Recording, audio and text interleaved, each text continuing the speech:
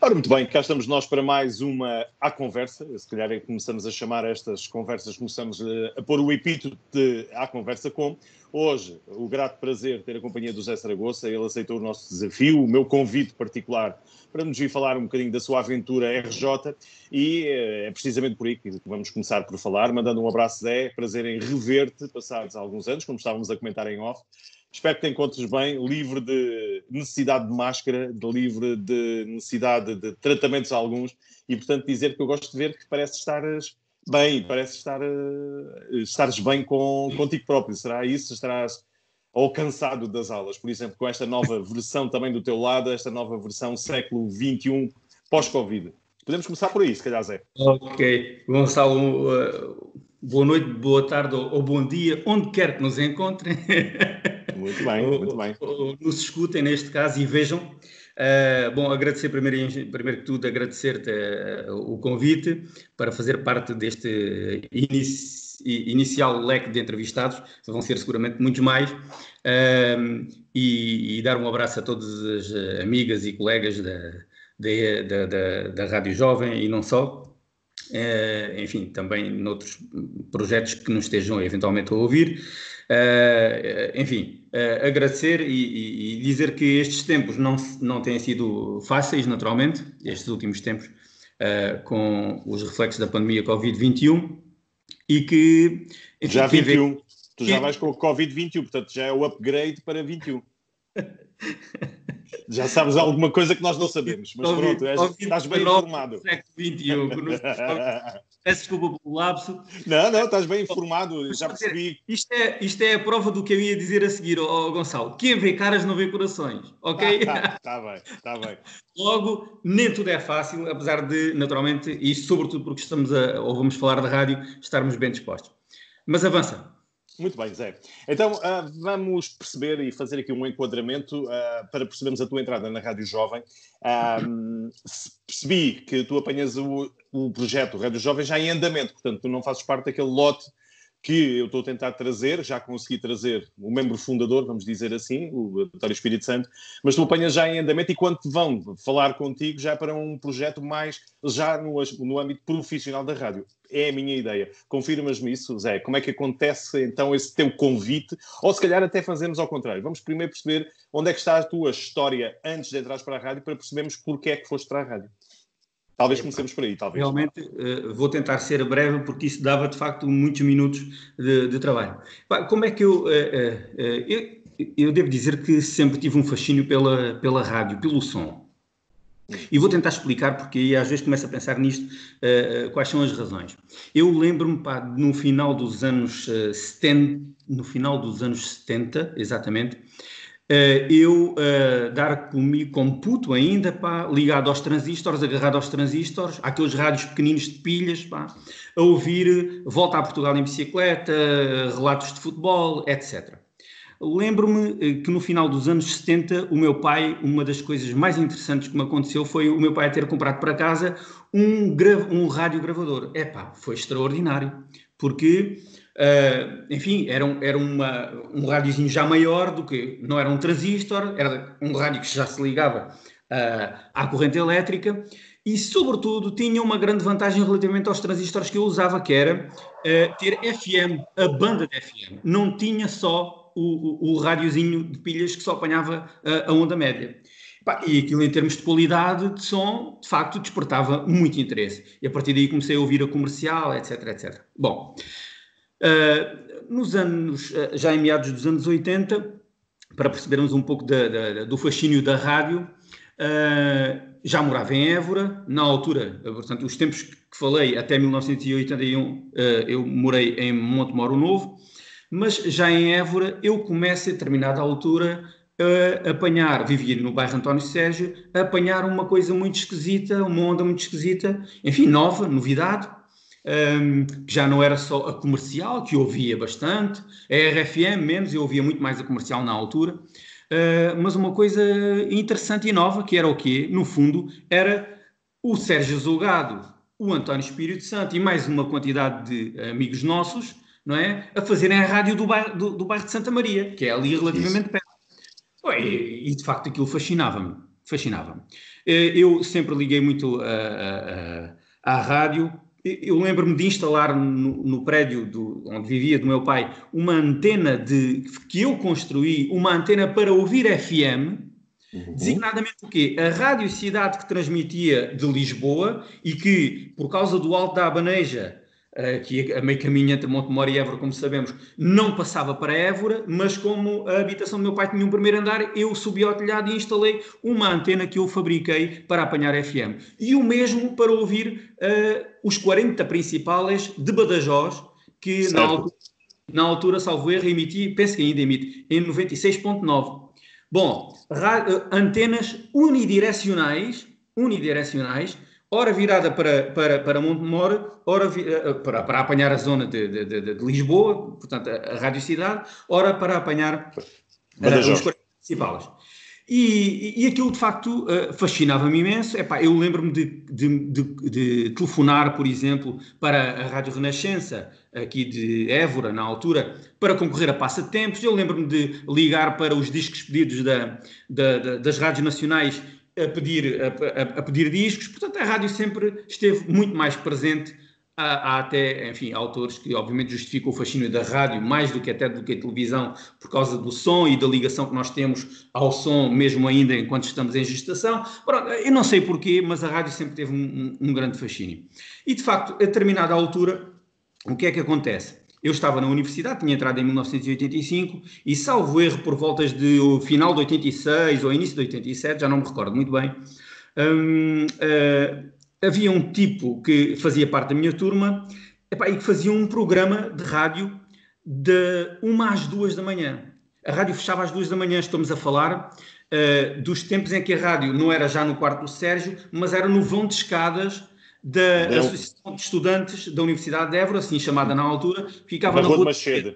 A Sara Martins já aqui aludiu a essa, e foi naquele vão de escadas. Bom, e a determinada altura, eu penso que eu ouvia muito aquilo, e o gajo, às tantas, a determinada altura, desafiou-me para ir lá fazer um programa. Bom, e foi assim a minha entrada na Rádio Jovem.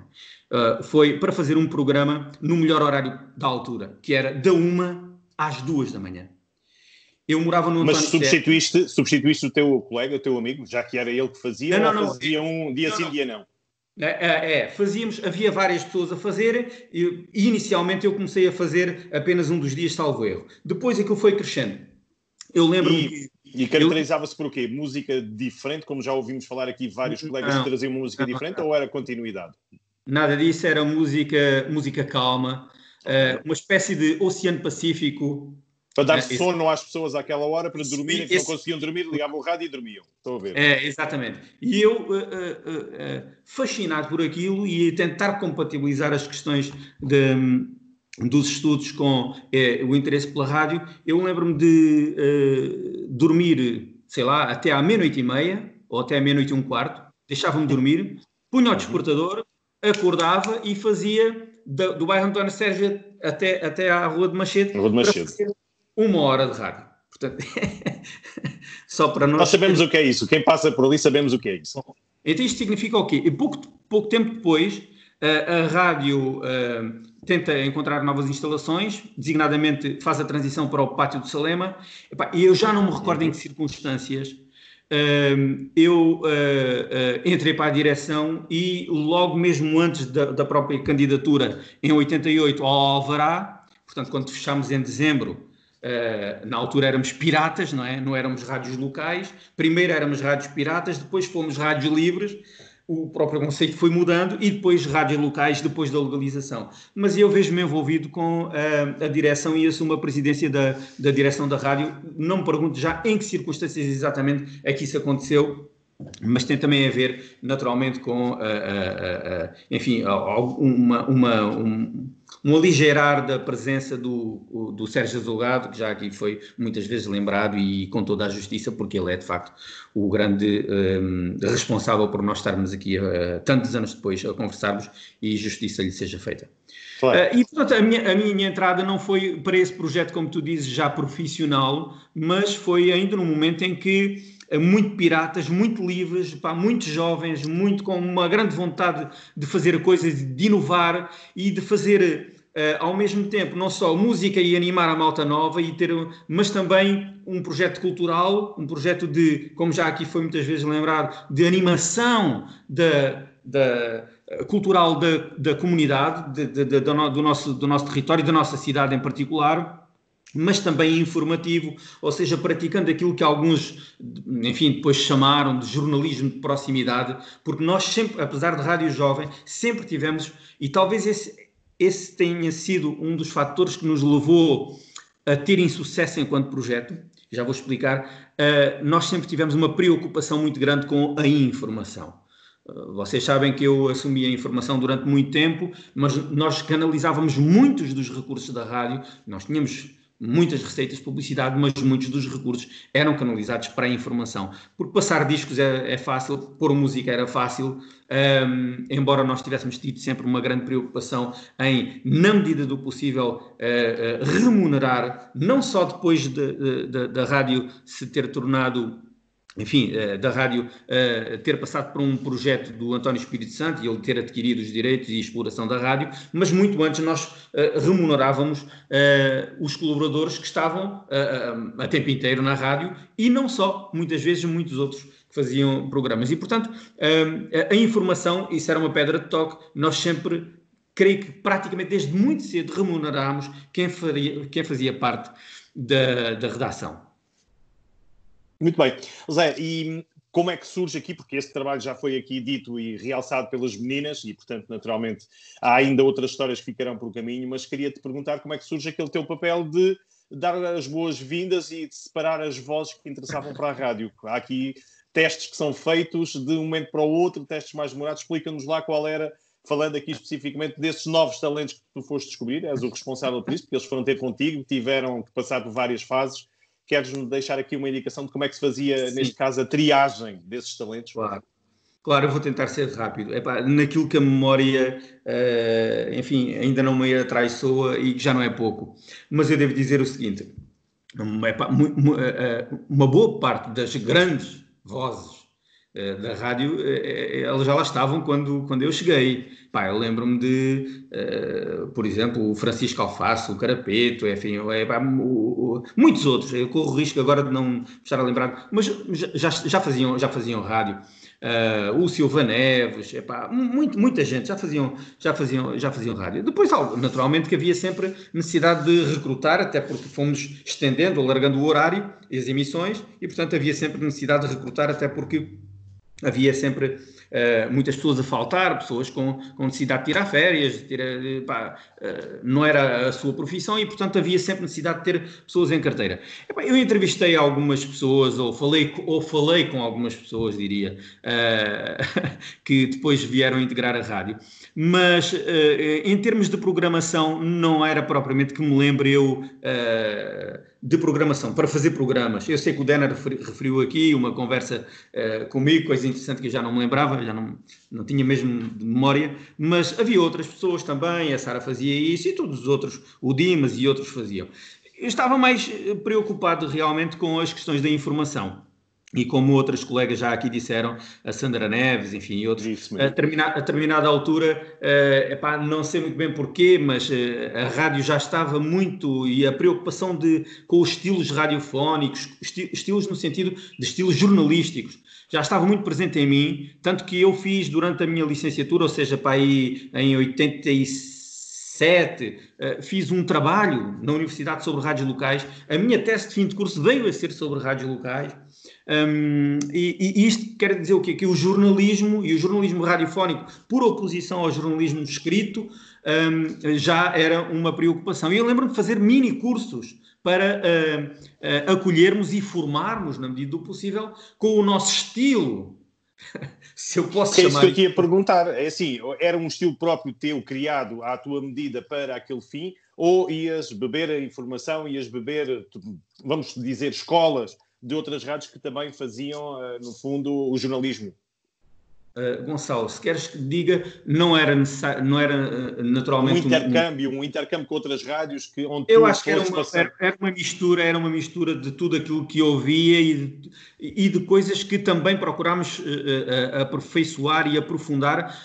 A Sandra Neves lembrou muito bem que fizemos cursos do Senjor, ou seja, tínhamos uma preocupação em fazer boa informação. Nós liderámos aqui, integramos e liderámos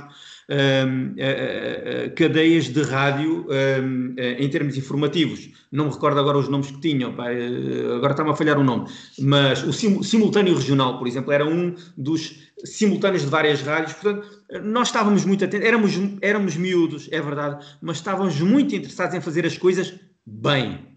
É evidente com toda a irreverência da malta nova, não é? E nem tudo era fácil. Nós, enfim, certamente nos riríamos muitíssimo com muitos dos nossos amigos e colegas que fizeram rádio. E a quem não foram só coisas boas que aconteceram, a quem nós ouvíamos vernáculo em direto. E depois tínhamos que aplicar medidas disciplinares, medidas sancionatórias, mas que era fruto da irreverência. Os Pasadinhas, e muitos outros, não é? o Valadas e muitos outros. Eram miúdos, eram putos irreverentes, Aliás, todos éramos muito novos. E então, às vezes, ligávamos o microfone e saíam aquelas coisas que não deveriam sair. Portanto, nem tudo era fácil, mas era tudo genuíno. E era uma quantidade de putos que fazia rádio. O mais velho que me lembro era o António Dimas. Era tudo putos que fazia, mas tentava fazer um projeto à séria, não é? E eu acho que marcámos na altura. Bom, não sei se estou a estender-me demasiado. Não, está bem, Zé. Até aí diz-me uma coisa. Foi a rádio que te fez os cabelos brancos? Isto é, tiveste demasiadas preocupações com as tuas funções dentro da rádio? Ou isso é já para outro âmbito, com os filhos, etc? A rádio não te deu cabelos brancos? Não, naturalmente, brancos não deu, mas terá contribuído certamente. Ou seja, eu recordo, nós demos muito à rádio, não fui só eu, evidentemente, nem tenho nada essa pretensão. Todos demos, os elementos que faziam parte da direção e não só, cada um à sua maneira, cada um que esteve no projeto, tu próprio deste muito, faziam uma série de malta como tu, como o António Ribeiro e outros amigos e colegas que faziam programas bem preparados, faziam produção, não era apenas uma caixa de música, também havia só colegas e amigos que passavam música, mas muitos deram, e o que é que acontece? Eu lembro que quando nós saímos do vão de escada da Associação Académica, nós construímos os estúdios. Quer dizer, eu não me lembro de termos pago a ninguém, nós não pagámos a ninguém para construir os estúdios do Pátio do Salema. As divisórias, as portas, as pinturas, fomos nós que construímos aquilo. Eu não lembro-me que a rádio fecharia talvez à meia-noite, 1, 2, e nós continuávamos a trabalhar pela noite fora. O Espírito Santo soldando cabos, o Sérgio Delgado construindo e ligando os estúdios, etc., e os equipamentos todos. De facto, nós construímos aquilo.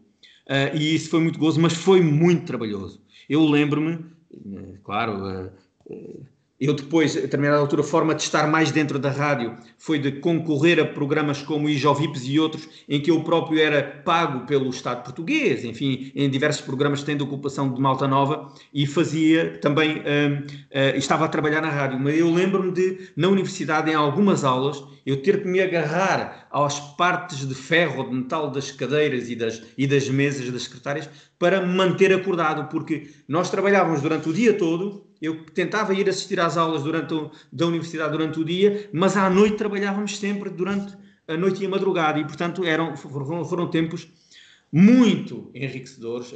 Eu não trocava nada pela experiência da rádio, mas muito cansativos, e demos muito de nós. E naturalmente que eu e todos os outros colegas tínhamos as duas partes, as partes muito boas, deliciosas, divertidas da rádio, mas também as chatices, os problemas, e os encargos, todos durante anos foi assim, e não digo que foi fácil, que compensou claramente, mas foi trabalhoso. Zé, e até agora nenhum dos meus entrevistados, e falando aqui da localização geográfica das instalações da rádio, todos me falam da Rua de Machete, todos falam lá do Pátio do Salema, mas ninguém ainda me falou, e por isso é que eu queria agora aproveitar e perguntar-te, ninguém me falou das instalações ao pé do Jardim Público. Do Rossio de São Brás. Do Rossio de São Brás. Sim, aquilo foi tão mau que não merece nada ter ficado na história. Não, eu não acho que tenha sido mau. Eu acho que as instalações eram boas. Aliás, foi por isso que mudámos. Eram, digamos assim, enfim, havia uma maior proximidade. Não tínhamos que ter a redação numa cave, como tínhamos no Pátio de Salema, não é? Certo. Aliás, a rádio, quando mudou para o Pátio de Salema, também foi para uma cave. Só depois é que passámos para o primeiro piso e toda essa parte foi sendo construída, não é? Como já disse, por nós, desde o teto falso até às divisórias, até, como disse, aos vidros, enfim, tudo isso foi colocado praticamente por nós. Se houve alguma empresa lá a ajudar, digamos, paga para isso, foi para coisas muito específicas. E depois também construímos, ainda no Pátio de Salema, construímos um anexo. Aí sim não foi obra nossa, porque era obra de pedreiro, mas estivemos também por trás disso. Mas essas instalações eram umas instalações interessantes também. Aí, francamente, já estávamos, depois de 91, salvo erro, e isso já foi numa altura em que eu comecei a dar menos de mim à rádio. E porquê? Porque quando eu termino a universidade, em 90 eu vou fazer um curso de formação de formadores para Lisboa e praticamente quando termino em 91 o curso, surge o convite para fazer duas coisas. Uma, formação de formadores à noite, às vezes a 140 km de distância, como por exemplo em Ourique. Muitas vezes fui a Ourique, a Porto Alegre, a Serra, para dar formação à noite, e surgiu um convite também em 91 para integrar a EPRAL, designadamente num curso novo de comunicação social, um curso que me está, enfim, a presidente da Fundação Alentejo, que é a entidade proprietária da EPRAL, gosta de dizer, foi muito por causa de ti, porque numa reunião veio o secretário de Estado, Arons de Carvalho, secretário de Estado da Comunicação Social, à EPRAL, e eu lancei uma pergunta no final, para quando um curso de comunicação social, e o apoio aqui a um curso de comunicação social em Évora. Um curso profissional. E a partir daí, quando é criado o curso, eu começo a trabalhar no curso, e no ano seguinte contratam-me a tempo inteiro, para dar 1000 e não sei quantas horas de formação, já não sei. Portanto, era um tempo inteiro e eu comecei a dar muito menos, infelizmente, com muita pena minha, eu fui abandonando, digamos assim, o projeto, e nos últimos anos eu vou estando menos dentro. E aí, honra e trabalho a todos os outros colegas da direção que faziam parte, a Sara Martins, incansável no trabalho, todos os outros colegas, que iam assegurando as pontas, sobretudo à medida em que eu ia tendo uma participação menos ativa. Não quer dizer menos preocupada, mas sobretudo menos ativa. Muito bem. Zé, para terminarmos, um episódio daqueles que tu contas aos teus filhos das aventuras do que era fazer rádio nos anos 80 e 90. Ei, Gonçalo, acredita que eu estive a pensar numa possibilidade de me fazeres essa pergunta hoje. E se eu não fizesse, fazias-me tu, já sei. Não. Podia se calhar fazer. Mas sabes uma coisa? Eu guardo... 1001, já sei. São 1001. Eu só quero aquela uma das 1000. Não, mas é que não são as mais... Eu guardo 1001 preocupações e 1001 histórias que muitas delas eu não posso aqui referir. Ou melhor, eu não devo referir... Posso. Mas já passaram, já prescreveram, de certeza que já prescreveram os crimes. Passados estes anos todos, esse crime pode ser revelado. Olha, então eu não vou dizer o nome. Mas tem a ver com peripécias, duas peripécias que aconteciam na área da informação. Eu, para além de coordenar a área da informação, também, obviamente, tinha o papel, tinha a mão na massa e fazia notícias, quer dizer, e fazia notícias quando tinha que ser, quando estava previsto e quando não estava previsto. Eu lembro-me de, às 8 da manhã, a rádio abria, ou às 7 da manhã, quando ainda não funcionava 24 horas. Se às 7 da manhã a rádio estivesse completamente silenciada, o Saragossa e muitas vezes outros colegas da direção lá tinham que ir abrir a rádio. E o mesmo se passava com a informação. Tantas vezes eu acordei diretamente, ou melhor, me levantei diretamente, ia a correr para a rádio, não é? Tentava ouvir algumas notícias que estavam a dar na rádio para poder fazer notícias. Bom, mas as preocupações têm a ver, sobretudo, então, as histórias com a dimensão informativa. Uma das historietas que me lembro não é mais engraçada, mas foi um erro grande.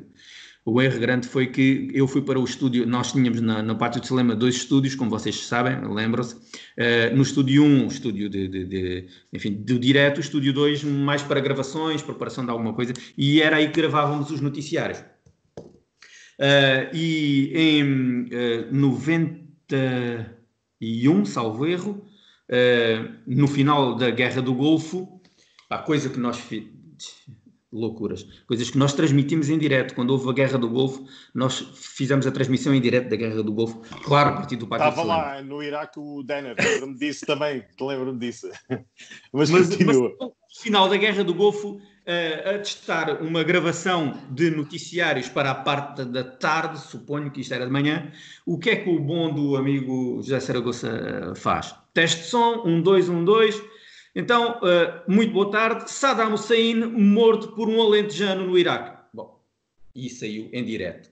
Como vês, não tem nada de hilariante, só tem de estúpido, não é? Que é de não ter cuidado de filtrar e de perceber que não estava em off, mas estava em on. Essa é uma peripécia. Outras mais hilariantes, e aí eu não vou citar o nome da nossa colega, sabes que nós às vezes, para termos acesso à informação, nós comprávamos os jornais, todos os dias, vários jornais, desportivos e generalistas, mas claro, também ouvíamos o que é que as outras rádios estavam a transmitir.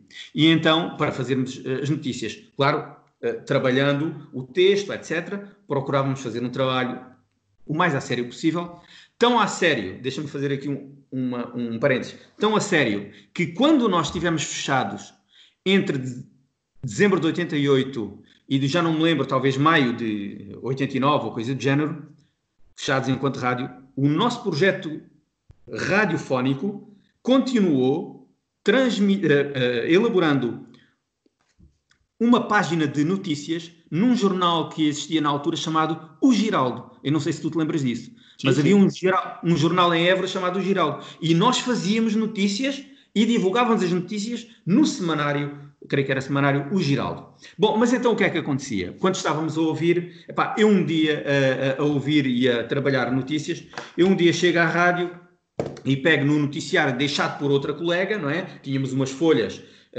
formatadas para os noticiários e eu vejo escrito Quelo cita, Quelo festo. Eu começo a olhar para aquilo e disse, mas que raio, o que é que está aqui escrito? Eu não estou a entender o que é que estava. Era uma notícia sobre sindicatos, sobre qualquer coisa, uma greve, uma coisa qualquer, e então dizia-se, Quelo cita, Quelo festo. Eu fui ouvir noticiários, eu preocupado, mas o que é que está aqui? Eu não percebo o que é que o colega escreveu. Fui ver. Então o que é que era? Era um erro. Estava ao contrário. Era um erro de escuta, que estava escrito assim, mas que significava quer o Citra, quer a Festru. O Citra era um sindicato e a Festru era uma federação de sindicatos. Eu fartei-me de rir com aquilo. E outra também que me lembro, que é do avião do presidente Cial, que estava escrito. Avião do presidente Cial. O que é o avião do presidente Cial? Eu vim a descobrir que era o avião presidencial. Bom. Bom, então estas são as... Não tem nada de interessante. O mais interessante foi a notícia, o episódio do chamuscanço que eu apanhei lá embaixo na cave, na redação, que a Sandra Neves já aqui contou. Esses sim são episódios muito mais hilariantes. Peço desculpa, não foi muito eloquente, mas é assim, do que me lembro, que as grandes peripécias que fazíamos. Claro, foram momentos muito interessantes, espetaculares das nossas vidas e é por isso que suponho que os recordamos. Zé, fazias outra vez rádio? Um minuto para me responderes. Eu tenho a bitola dos 30 minutos com... Está bem, está bem. Tenho um minuto para te responder. Tens. Gonçalo, é assim, às vezes dou comigo a pensar isso. Porque é que eu não voltei a fazer rádio? Eu não voltei a fazer rádio. Desde a Rádio Jovem nunca fiz rádio. Não fiz rádio noutra rádio. Não fiz rádio em lado nenhum. Mas tenho o fascínio da rádio.